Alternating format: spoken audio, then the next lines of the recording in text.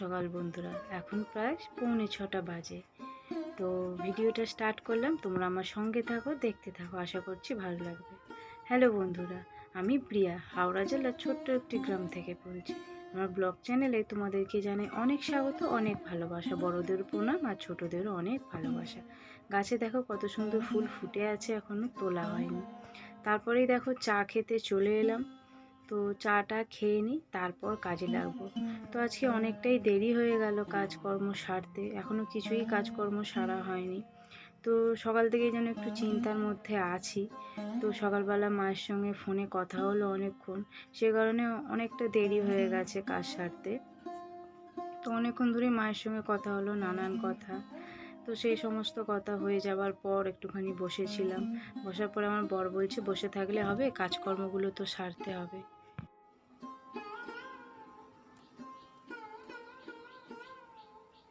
তারপরে দেখো কর্তাগিন্নি চা নিয়ে নিয়েছি, গরম গরম লিকার চা, আর সঙ্গে দুটো করে বিস্কুট, মেরি বিস্কুট দুজনে। তো সকালবেলা না আমরা মেরি বিস্কুটটা দিয়েই চাটা খেতে খুব পছন্দ করি। মুড়িটাও খাই, মাঝে মধ্যে খাই। তারপরে দেখতেই পাচ্ছ উঠোনে সমস্ত পাতাও পড়ে আছে। আজকে যেন কাজে মনই লাগছে না। সবসময় কথাটা মনের মধ্যে যেন কথাটা সবসময় ঘুরপাক খাচ্ছে, মাথার মধ্যেও যেন ঘুরপাক খাচ্ছে। তারপরেও মায়ের সঙ্গে কথা বলার পর ওই একই কথা শ্বশুরমশাইয়ের মুখ থেকে শুনে আরও যেন কেমন হয়ে পড়েছি আমি।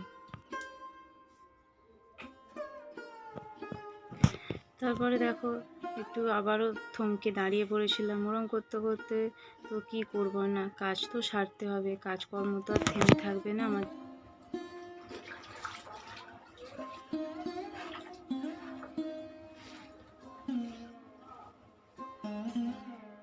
কাজ তো করতে হবে।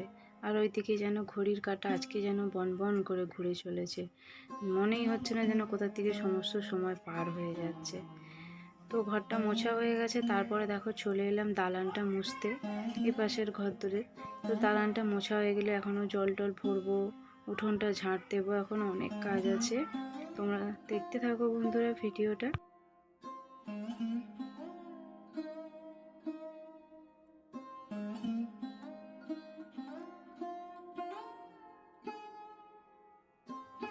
তারপরে তো ঘরদোর মুছে নিয়েছি, মুছে নিয়ে যে চলে এলাম এক গামলা বোতল নিয়ে জলের, এগুলো সব ভরে নেব। আর এখানটা আগে একটু পরিষ্কার করে ধুয়ে নিই।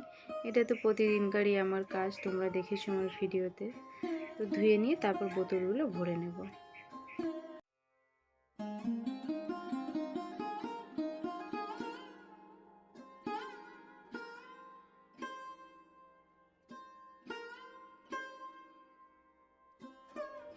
এই যে দেখো আমার সব বোতলগুলো ভর্তি করা হয়ে গেছে, এবার গামলাতে ভরে নিচ্ছি।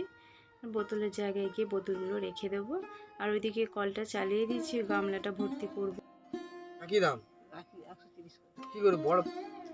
তারপরে দেখো কাজ সাথে সাথে দেখলাম মাঝি এলো, মাঝি এসে হাঁকছে যে মাছ নেবে কিনা।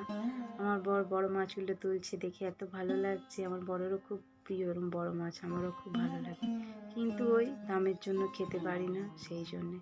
ওই জন্যে তারপর অনেক ভেবেচিন্তে ছোট মাছ নেওয়ার সিদ্ধান্ত নিলাম। তারপরে দেখো বন্ধুরা আমাদের গাছের বাতাবি, সকালবেলা ঝাঁট দিতে গিয়েছিলাম, পেছন সাইডটা পড়েছিল গাছের গোড়ায়, গুড়িয়ে আনলাম। আর প্রতিদিনকার আমার এই কাজটাও থাকে, ওভেনটা মোছা। তো এত ধুলো পড়ে ওপর থেকে, কি বলবো তোমাদের। হ্যাঁ, প্রচণ্ড পরিমাণে ধুলো পড়ে, সে কারণে ওভেনটা আমাকে এরম করে রোজই মুছে নিতে হয়। এই যে দেখো এই টালির চাল দিয়ে, টালির বাড়ি থাকলে তো বুঝতেই পারো নোংরা তো পড়বেই। তো দেখো ওভেনটা আমার মোছা হয়ে গেছে, এবার নিচটা ঝাঁট দিয়ে দেবো। তো দেখো ঝাঁট দিয়ে আমি কতটি ওর নিচ থেকে, ওই টালির চাল থেকে যে পড়েছে ধুলোগুলো আমি বের করি। প্রচুর ধুলো পড়ে বন্ধুরা, রেগুলারই ধুলো পড়ে। এই যে দেখো তোমরা বুঝতে পারছো কতটি ধুলো পড়েছে। আর ওই সাইডে আছে, ওই সাইড থেকে আবারও টেনে টেনে বার করতে হবে। তো চলো তাহলে কাজটা সরছে। তারপরে দেখো ভাত বসাবো বলে যে হাঁড়িতে জল ঢেলে নিচ্ছি। ভাতটা বসিয়ে দিই, কারণ অনেকটাই বেলা হয়ে গেছে গো। তো সেই কারণে না ভাতটা বসিয়ে দিই, বসিয়ে দিয়ে তারপর না আমি মুড়ি টুড়ি খাওয়ার পর চানটা সেরে নেব। ওই জন্য ভাতটা বসিয়ে দিচ্ছি, ভাতটা হতে থাক। আমাদের টিফিন করতে করতে ভাতটা হয়ে গেলে আমি একবারে উপর দিয়ে চলে যাব চান করতে।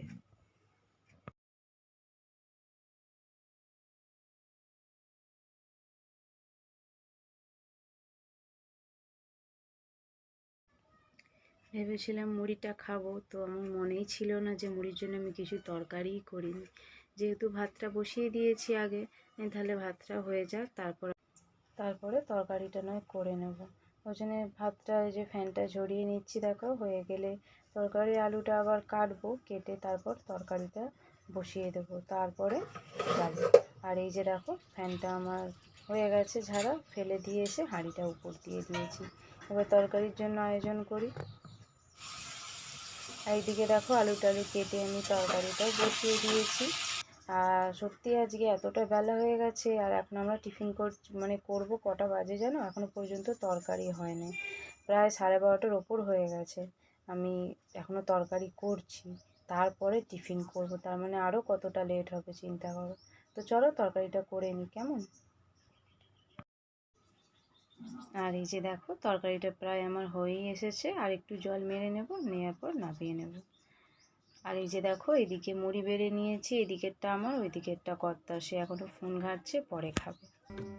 তো তারপরেই বন্ধুরা দেখো চান টান করে এলাম, এসে ঠাকুরকে পুজো করে নিলাম, পুজো টুজো করে নিয়ে আবার রান্নার দিকে যেতে হবে। তো ওয়েদারটাও যেন কেমন কেমন আবার হচ্ছে। সকালের দিকটা খুব অন্ধকার ছিল, আবার যেহেতু একটু পরিষ্কার হলো, একটু হালকা রোদ্দুর দেখলাম আলো আলো, তারপরে দেখছি আবার যেন সে অন্ধকার করে মেঘটা কালো করে আসছে। দেখো এই যে দেখেছো কালো করে আসছে, যে চান করে জামা কাপড় মেলে দিয়েছি, এত মানে কালো হয়ে আসছে মেঘটা যে কি বলবো তোমাদেরকে। এই মনে হচ্ছে যেন চলে আসবে ঝমঝম করে বৃষ্টি।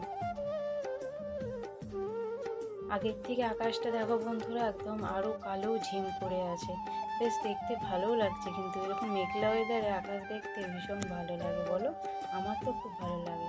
এই যে দেখো বলতে বলতেই বৃষ্টি শুরু হয়ে গেছে, দেখেছো? বৃষ্টি মানে বৃষ্টির ওয়েদারে তো বৃষ্টি হবে, আর ঝমঝম করে বৃষ্টিটা হচ্ছে। মন্দিরেও পুজো দিয়ে এলাম, মন্দিরেও দেখেছো কেমন বৃষ্টির জল পড়ছে, আর অন্ধকার করে আসছে যেন।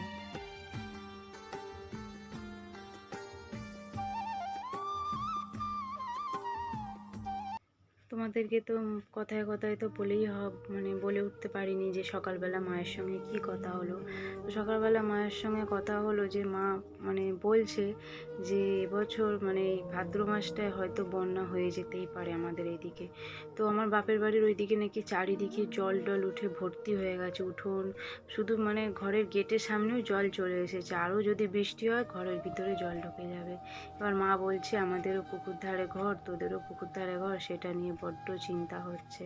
সেই জন্য মা খুব টেনশান করছে, ওই জন্য সকালবেলা ফোন করে আমাকে বলছে।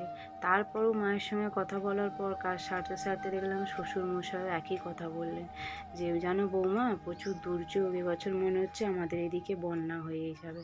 বন্যা হলে আমরা কি করব, কোথায় যাব? আমাদেরও প্রায় পুকুর ধারেই বাড়ি, প্রায় কেন তোমাদেরকে তো দেখিয়েছি, দুই সাইডে আমাদের পুকুর, শুধু মধ্যেখানে একটুখানি পাড় আছে, ওই রাস্তা দিয়ে আমরা হাঁটা চলা করি। তো সেই থেকে মানে শোনার পর থেকে বন্ধুরা মনটা এতটাই খারাপ, আর ভয়ে যেন বুক ঢিপ ঢিপ করছে, বৃষ্টি এলেই যেন আরও চিন্তা হচ্ছে। তারপরে দেখো তোমাদের সঙ্গে কথা বলতে বলতে আমার এদিকে মানে মাছের ঝালটা হয়ে গেল, এখনও মাছটা দিইনি, দেবো। আর এই যে দেখো মাছটা দিয়ে দিলাম, এবার মাছটা হয়ে গেলে নামিয়ে নেব। বৃষ্টি কিন্তু হয়েই চলেছে ওইদিকে ক্রমাগত। চলো তাহলে রান্না বান্না শেষ করে নিই, আবার পরে দেখা হচ্ছে। আর আজকে দুপুরে রান্না করেছি আলু সেদ্ধ আর মাছের ঝাল। আর ওইদিকে মা কাঁকড়া নিয়েছিল, আমার বর দেখো পা মিলে খাওয়া শুরু করে দিয়েছে, খুব খিদে পেয়েছে ওর। ওই কাঁকড়ার ঝাল করেছে, আর ওই কাঁকড়ার ডানা বা কাঁকড়া দিয়ে টকের মতন একটা করেছে, মা দিয়ে গেল। আমিও মায়েদের আবার মাছ দিলাম। চলো খাওয়া দাওয়াটা করে নিই। এখন হচ্ছে বিকেল 5:30, তো অনেকটা পরেই এলাম। দেখো খাওয়া দাওয়ার পর বাসনপত্র রেখে দিয়েছিলাম ঘাটে ডুবিয়ে। আমি খাওয়া দাওয়ার পর বাসনপত্র মাজতে পারি না, ঘাটটা তো রোদ ঢাকে, সে কারণে আমি বিকেলের দিকটা রোদটা পড়ে গেলে মেজে নিই। আর এই যে দেখো সমস্ত বাসনপত্র নিয়ে চলে এসেছি মাজা ঘষা করতে। আর ঘাটটাতে দেখেছো আমাদের কতটা জল উঠে চলে এসেছে, আর একটা মাত্র সিঁড়ি আছে, ওর পেছন দিকে সিঁড়িটা ফলো করো, ওই সিঁড়িটা মাত্র আছে, আর সিঁড়ি নেই। চলো তাহলে বাসনগুলো সব ধুয়ে নিই। আর বারবার আমি এদিকে কেন তাকাচ্ছি বলো তো, ফোনটার দিকে। ফোনটা এমন জায়গায় রেখেছি, আর ওই সাইডে দুটো বেড়াল বসে আছে, আমি ঘাটে বাসন মাজছি বলেও ভেবেছে হয়তো কিছু আছে দেবে। এবার দুটোই তো বদমাস, মারপিট করে। এবার যদি বাই চান্স এইদিকে আসে, ফোনটা আমার গড়িয়ে গড়িয়ে পুরো জলে চলে যাবে, আমার শেষ ভরসাটাও সব হয়ে যাবে। ওই জন্য ওদেরকে দেখো, ওই দেখো আমি তাড়া করছি, যাচ্ছেই না মোটে, একভাবেই বসে আছে।